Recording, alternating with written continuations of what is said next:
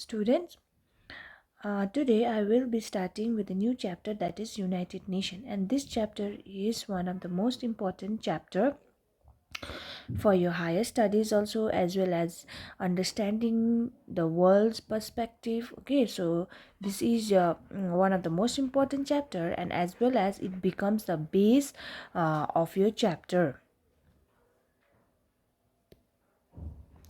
So moving forward, let's start. In this chapter, I will be focusing upon the origin of United Nations, aims and objectives of United Nations, operating principles of United Nations, and organs of United Nations. Okay, so today I will be discussing these three things in depth, and this from here from this topic I shall discuss in next link. Okay, so today we will be discussing about these three topics or subtopics. Okay. So other than that topics, we have important agency of United Nations. This also we will learn in that second link. Okay, so it's too long, that's why I had break this chapter into two parts. Okay, this chapter is divided into two parts. These are the some most important agencies of United Nations, and then in world these agencies are doing their respective work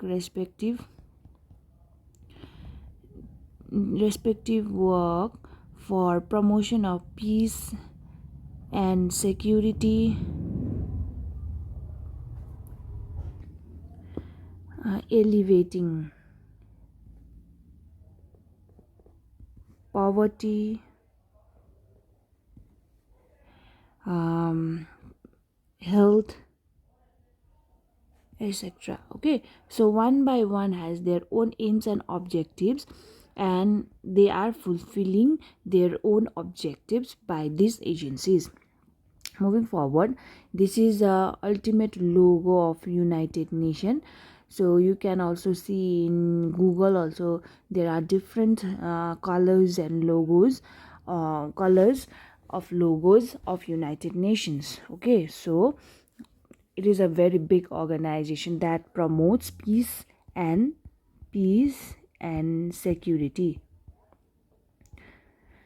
So moving forward, introduction. Okay, so how this United Nation came into being, we need to understand its history, then only we can understand. Okay, after World War One, an international group developed the League of Nations to solve dispute between the countries. Okay, so I know you have heard about World War One and World War Two. So what happened in this situation? Millions of people died, so many there were loss of life, death, and a destruction of property,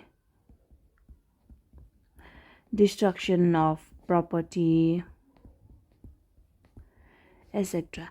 And it was numerous people died, and there was pain and sorrow. Okay, so after what happened, this one, after World War One, an international group developed, that was League of Nations was developed after the World War One. But when World War Two started, the initiative failed. This League of Nations totally failed to maintain peace and security. Then that's why World War Two began. Okay, then that's why World War Two began, and but highlighted the need for new reformed organization that could promote global peace. So when League of Nations failed to promote peace and security, what happened means, at that period of time, people thought about of new organization that could promote global peace. Okay, so In in 1941, Franklin D. Roosevelt, President, and Winston Churchill, Prime Minister of Britain at that period of time, president of America. In August 1941, Franklin D. Roosevelt, President of America, and Winston Churchill, President of Britain, held a secret meeting where they discussed the possibility of starting an international peace effort. Okay, they came up with a declaration called the Atlantic Charter. Now, who came they Franklin D. Roosevelt, President of America, and Winston Churchill, Prime Minister of Britain, they came together and discussed about starting a new organization, new international peace effort, and they came up with a declaration called as Atlantic Charter, which outlined the ideal goals of war and paved the way for development of United Nations, where this Atlantic Charter and talked about the what were the goals of war and how people should be uplifted by the development after the after the math of World War I and World War II. Now, the United Nation is international organization. Now, let's talk about totally about United Nation. United Nation is an international organization founded in 1945. It was founded in 1945 after the Second World War by 51 countries. Okay, you need to remember 51 countries, and they committed themselves in maintaining international peace and security, developing friendly relations among nations, and promoting social progress, better living standard, and human rights. So what were the main four objectives of international United Nations? That was number one is maintaining peace and security. Okay, number one, and to develop friendly relations among nations. That is number two, and promoting social progress and better standard of living and human rights. Number four, better living standard and human rights. So I know that you have understood what was the reason for coming of international United Nations, because to promote peace and security. Okay, these are the four important things that you need to write it down whenever the question comes. So due to its unique character and the powers vested in the founding charter, the organization can take an action on a wide range of issues and provide a forum for its 193 member states to express their views through General Assembly, Security Council, Economics and Social Council, and other bodies also. These are the organs of United Nations. Organs of United Nations. So everything, the powers are already there in Atlantic Charter, and it gives that voice to 193 member states, mm, to express their views through how people can express their voice through different organs. That is General Assembly, that there is Security Council, Economic and Social Council, etc. Okay, the Second World War occurred due to the failure of League of Nations. As I have said, what happened? The Second World War occurred due to the failure of League of Nations. The nations of the world wanted to form a better international organization and to prevent future wars. Then after the establishment of United Nations, no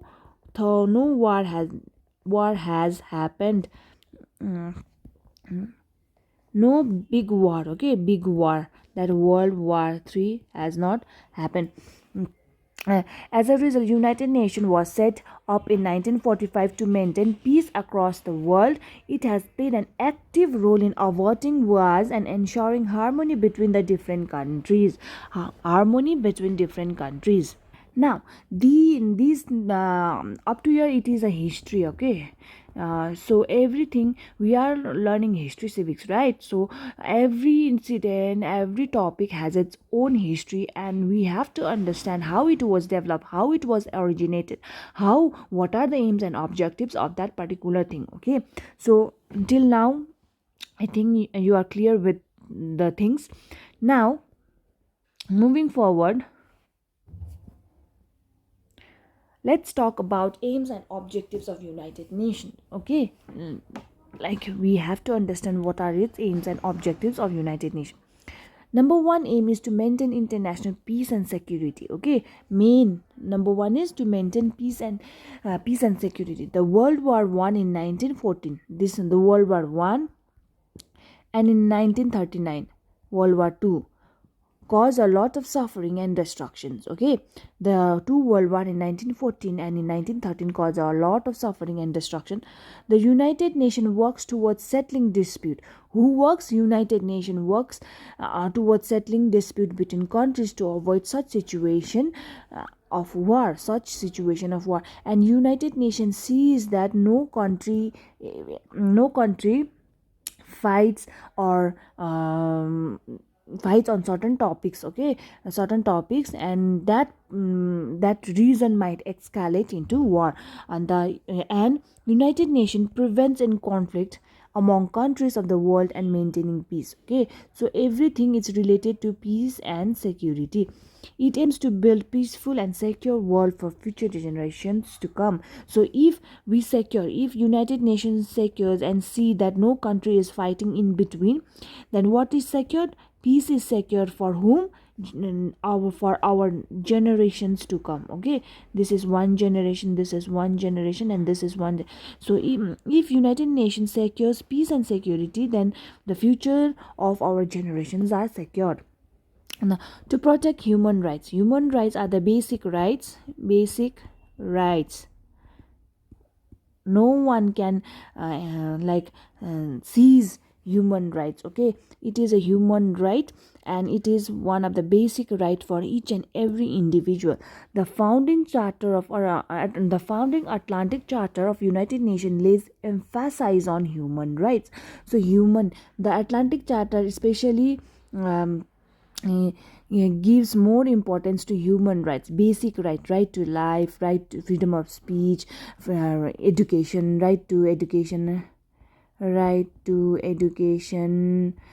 freedom of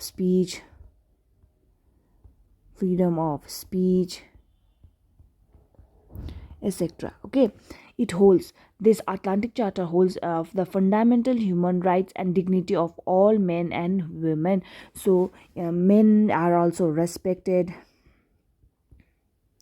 as well as women are also respected. Every around the globe and around the world, all men and women should be respected in with their fundamental rights. So it works for the freedom of human rights. Who? United Nation works for the freedom of human rights from slavery, and to protect equal rights of people of all race, sex, language, religion, or of all nations. So United Nations sees that people have equal rights, irrespective of their caste, color, creed, race, sex, language, religion, etc.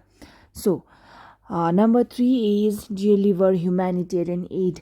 So to develop a friendly relation and an attitude of cooperation among the countries of the world. What is to deliver? Why humanitarian aid is needed? Humanitarian aid means to give. Let's talk about earthquake. Okay,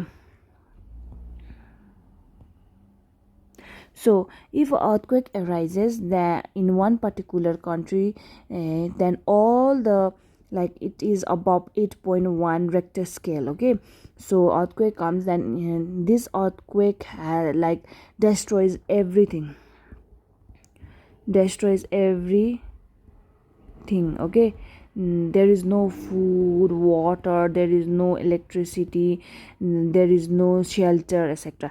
Then different countries, these member countries, 193 member countries, come together and give different aids. Like they supply food, they supply water, they supply medicine, they supply mattresses, etc. Different things. So these helping aid of different countries are known as humanitarian aid. Okay, as because people with humanitarian aid, they develop friendly relations and attitude of cooperation among the countries of the world. It works to solve economic, social, cultural, and humanitarian problems of the world through mutual help. We are talking about mutual help. These 193 members come together mutually and help the affected country. help the country which is in dire need of humanitarian aid. So these are the things. So moving forward, promote sustainable development. The United Nations has done and continues to do major conservation of environment. It also talks about conserving environment.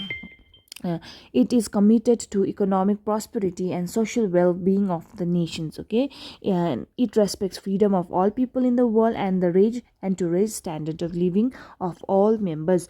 Its member nation commits themselves to policies and treaties to eliminate poverty, diseases, illiteracy, and sub-environmental destructions in the world. So these 193 members sign different kinds of treaties. Okay, they sign different kind of treaties. These are all treaties uh, related to environment, related to poverty, related to disease, illiteracy, environmental destruction. These countries sign their own treaties, and policies are there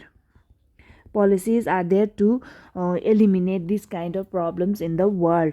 Okay, so it promotes sustainable development so that people around the world use certain resources, but they have to take care about the resources that future generations may require. So United Nations promotes sustainable development. So number 5 is uphold international law. To maintain peace and security, UN may use peacekeeping forces, and this peacekeeping, India has the biggest supply. India has the biggest supply for peacekeeping mission.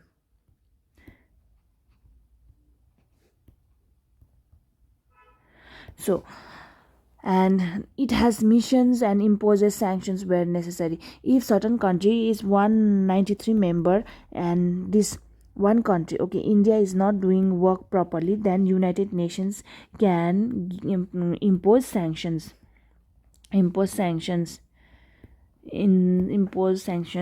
Okay, so it sees the working mechanism of every member country. It binds member nation to international relation and upholds equality of all members of nation. So it's very important, like it sees the laws are also applicable if that particular country is doing good or bad. If country is doing good, it praises and gives more aids. But if the country is not doing their aims and objectives, they are not fulfilling their aims and objectives of securing peace and stability and security, removing or elevating poverty, those kind of things, then they can impose a sanction. Okay, bar. So, operating principles of United Nations. There are so many operating principles, but these four are most important. All members are equal. They think that the United Nations has an agenda that all member nations are equal. The member nations shall honestly and dutifully follow the UN Charter. Any dispute among nations shall be settled very peacefully. The member nations shall cooperate with United Nations in any peacekeeping mission. So these are the four things that you need to write it exactly. Okay. Now, let's talk about the organ of United Nations. Today I'll just highlight what are the different organs of United Nations. Number 1 is General Assembly, important one. Number 2 is Security Council. Number 3 is Economic and Social Council. Number 4 is Trusteeship Council. Number 5 is International Court of Justice, and number 6 is the Secretariat. Okay, now this is also the same thing, and you can draw it in your copy so that you can remember what are the organs of United Nations. Make it exactly. Make this diagram. Make this pie diagram